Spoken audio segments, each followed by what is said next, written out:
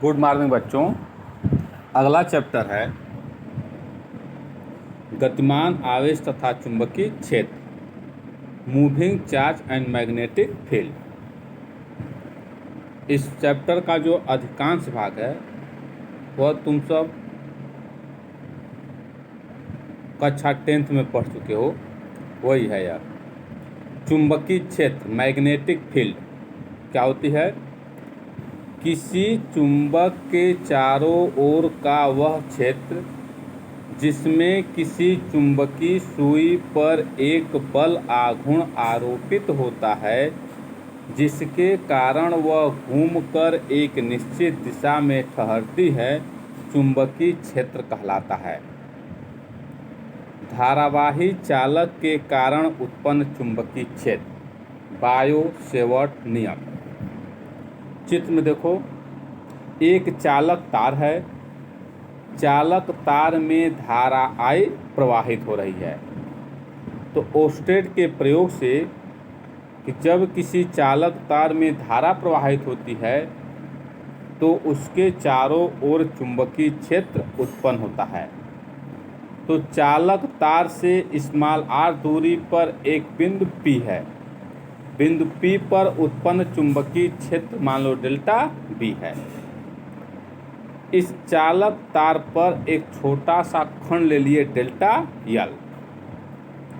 अब बायो-सेवर्ट ने यहाँ से एक नियम दिया, जब किसी चालक तार में धारा प्रवाहित की जाती है तो उसके चारों ओर एक चुंबकीय क्षेत्र उत्पन्न हो जाता है।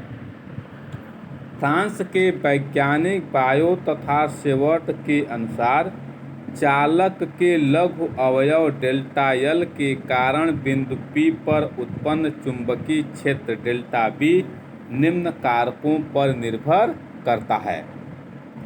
पहला नंबर, यह चालक में प्रवाहित धारा I के अनुक्रमानुपाती होता है, B प्रोपोर्शनल टू I।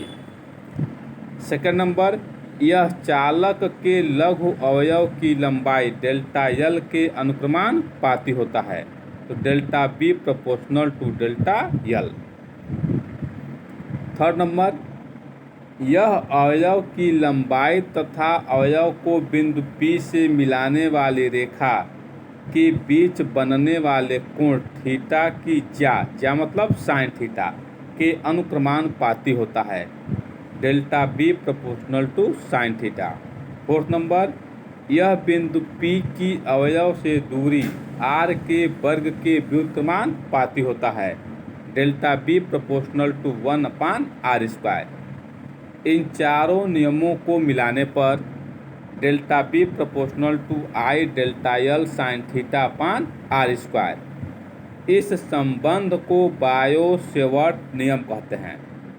अब जाएगा delta B equal to μ0/4 I delta L sine थीटा/r², जहाँ μ0/4 अनुक्रमानुपाती नियतांक है। μ0 को निर्वात की चुंबकशीलता कहते हैं।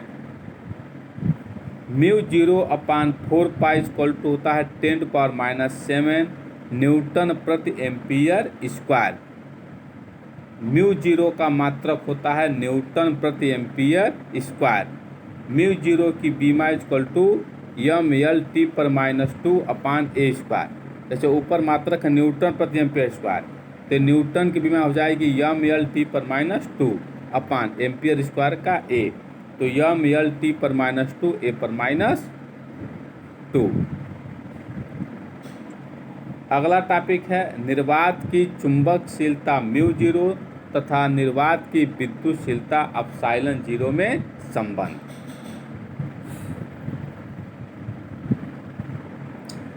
μ0/4 इक्वल टू 10⁻⁷ न्यूटन प्रति एम्पियर स्क्वायर। यह समीकरण नंबर 1 हो गया। 1/4 पहले चैप्टर में पढ़े थे। 1/4 equal to 9 × 10⁹ newton metre square प्रति कूलाम का स्क्वायर। यह समीकरण नंबर 2 हो गया। अब समीकरण 1 में समीकरण 2 से भाग देने पर, जब भाग देंगे तो 4 पाई कैंसिल हो जाएगा, तो mu 0 epsilon 0 equal to 10⁻⁷ upon 9 into 10⁻⁹ coulomb का स्क्वायर अपॉन एम्पियर का स्क्वायर मीटर का square. Mu 0 epsilon 0 equal to 1/9 into 10⁻16 coulomb upon ampere metre का whole square. Mu 0 epsilon 0 equal to 1/3 into 10⁸ का whole square ampere, coulomb equal to होता है ampere second upon ampere metre का whole square. अब ampere से ampere cancel हो जाएगा, तो mu 0 epsilon 0 equal to 1/3 into 10⁸ metre प्रति सेकेंड स्क्वायर, परंतु 3 इंटू 10⁸ मीटर पर सेकेंड निर्वात में प्रकाश की चाल c है, अतः mu 0 epsilon 0 equal to 1/c²। तो c² इक्वल टू 1/म्यू 0 एप्सिलॉन 0, तो c इक्वल टू 1/√μ 0 एप्सिलॉन 0।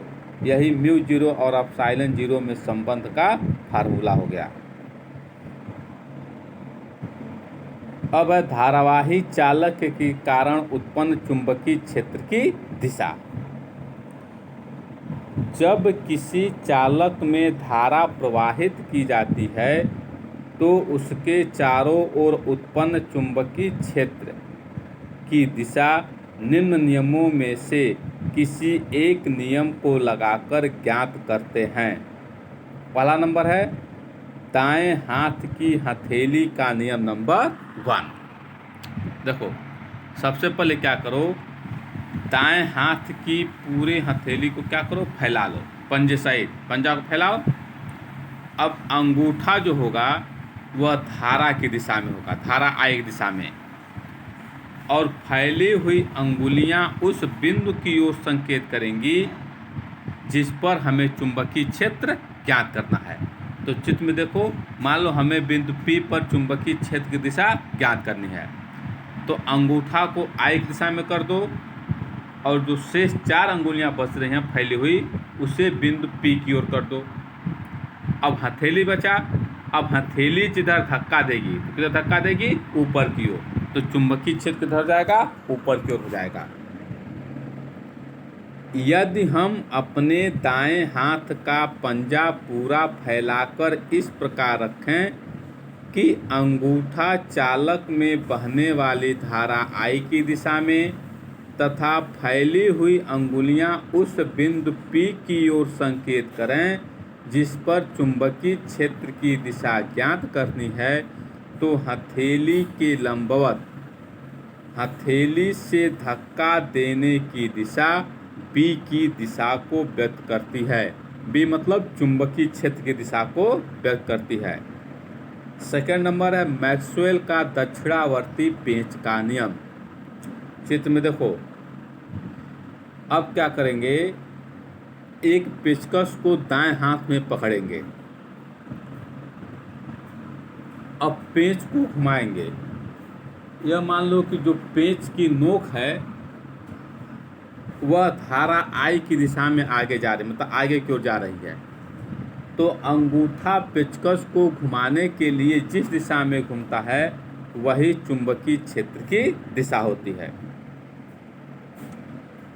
यदि हम पेंच को कसते समय पेचकस को दाएं हाथ में पकड़कर इस प्रकार घुमाएं कि पेंच की नोक चालक में बहने वाली धारा I की दिशा में आगे बढ़े, तो जिस दिशा में पेंच को घुमाने के लिए अंगूठा घूमता है वही चुंबकीय बल रेखाओं की दिशा होगी।